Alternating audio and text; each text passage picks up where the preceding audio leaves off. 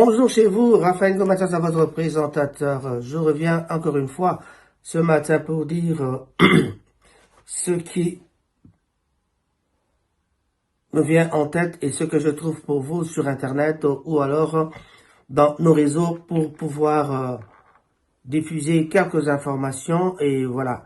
J'étais assis sur mon divan, je regardais la télé et je suis tombé sur une émission sur les élections présidentielles d'une grande chaîne de télévision française. J'étais très content de suivre ce débat. Et de là, je me suis directement penché sur le sujet des élections de 2023 pour notre pays, mon pays d'origine bien sûr, la République démocratique du Congo.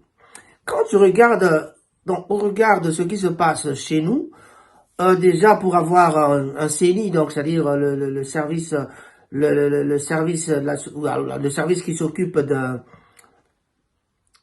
des élections, d'organisation des élections en RDC, je me suis dit il y avait déjà des tractations.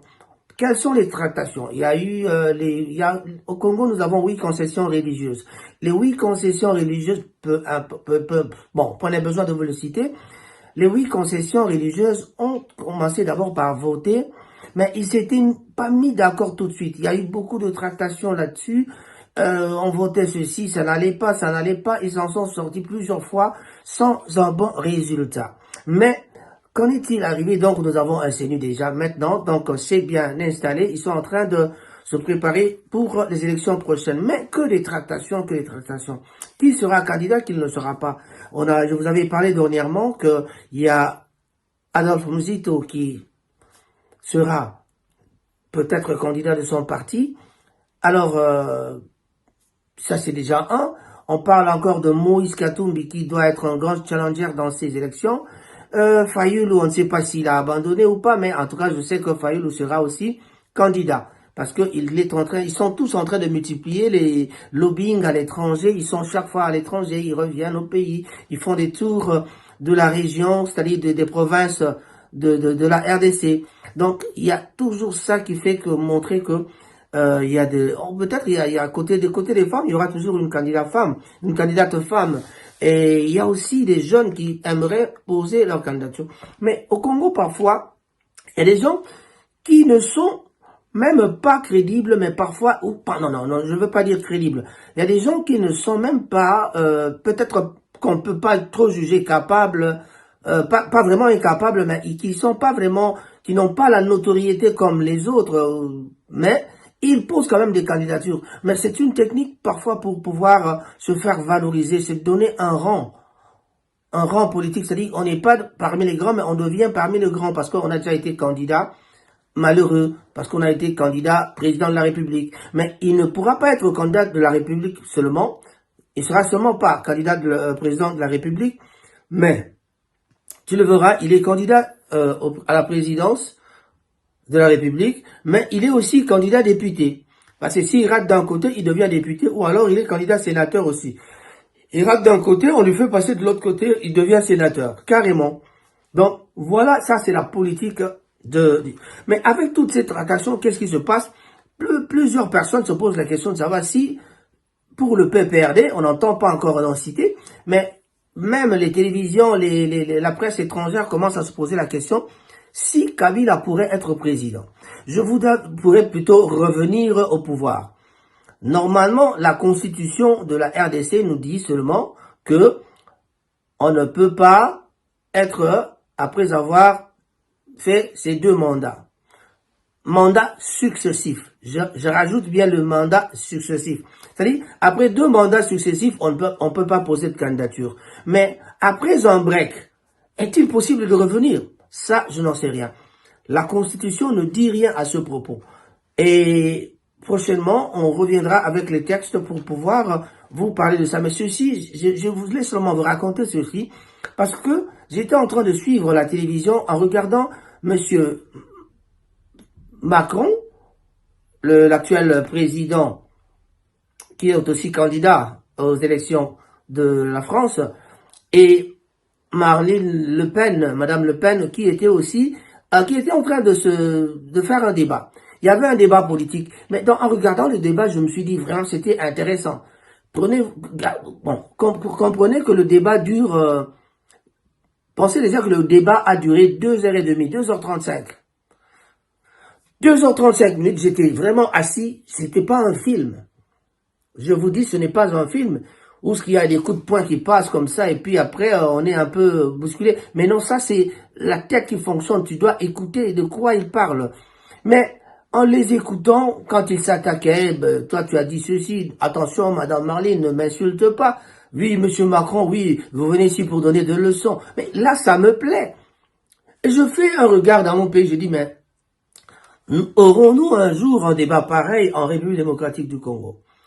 Est-ce que nous aurons la chance d'avoir encore un débat et surtout les élections à 2 tours avec débat?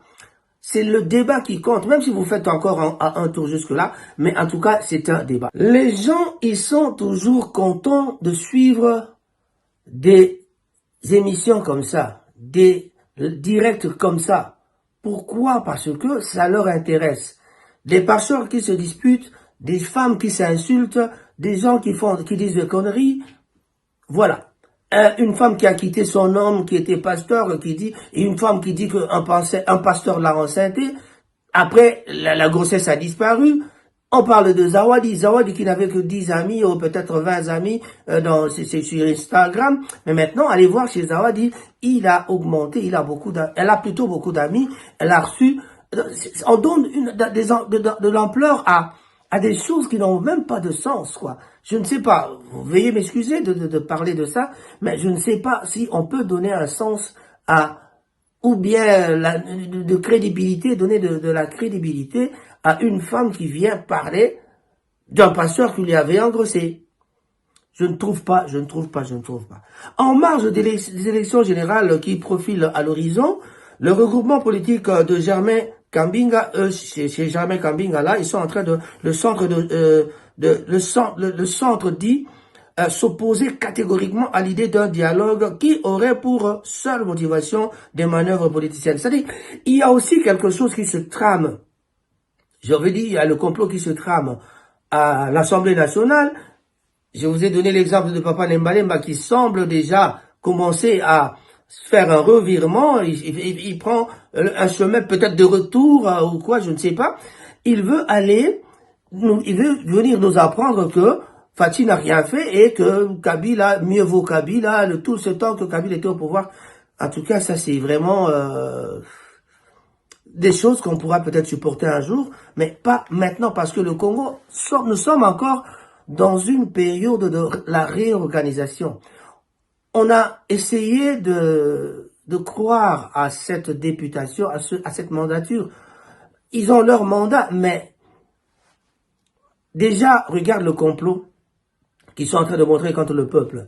On va essayer de voter 300 personnes, garder 300 députés et voter seulement 200 personnes. Mais qui seront les candidats qui resteront députés? Est-ce que vous avez déjà vu ça quelque part? Que certains députés seront des députés définitifs et puis on va seulement voter 200. Et pour garder le nombre de 500. Pourtant, avec tout l'argent qu'ils perdent là-bas, le peuple aimerait bien que qu'on essaye de changer, de changer, peut-être diminuer le nombre pour donner un peu l'argent au peuple. Voilà. Et Papa Nembalemba qui dit encore que le président de la République ne fait que prendre les Balouba, mais ce sont les Balouba qui sont les grands voleurs. Là, c'est le tribalisme qui frise, qui vraiment qui monte au créneau. Ces derniers temps, on parle trop des Balouba. Le Congolais doit éviter ce débat de Balouba, des Balouba, des Batété, là, de tous ces noms-là, des tribus. Nous devons éviter cela parce que Mobutu nous avait appris Tata bon moko, maman bon moko. Mais je ne dis pas que je vais réveiller Mobutu pour revenir à la présidence aujourd'hui, pas à cause de ça, mais l'unité nationale n'a jamais existé au Congo, ça on le sait, hein. On le sait bien, l'unité nationale n'a jamais existé. Nous ne sommes pas vraiment une nation parce que le peuple est tout à fait dispersé. Et nous ne sommes pas une nation en réalité parce que ça fonctionne comme ça fonctionne. On le sent, on le voit. Donc nous sommes dispersés, on ne s'entend pas entre nous. Et c'est ça qui fait que il y a le désordre. Et avec tout ça, donc il y a aussi l'organisation de l'élection en RDC dans sa conférence. Donc, Quand on veut parler en regardant toutes ces tractations, on dit on pense déjà que il y a quelque chose qui se prépare à l'horizon. C'est-à-dire, ils risquent de dire, bon, venez tous ensemble, on va s'entendre.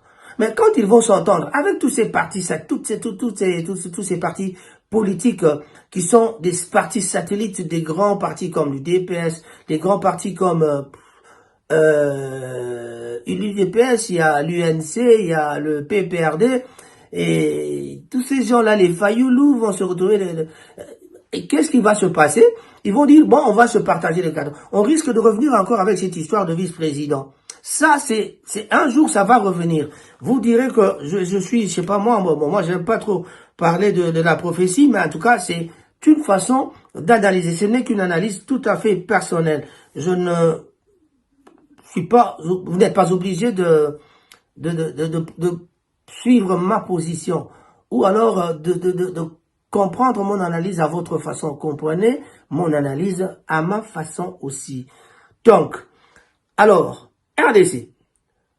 Des élections en 2023 sera compliqué selon prévient le CENI, la CENI.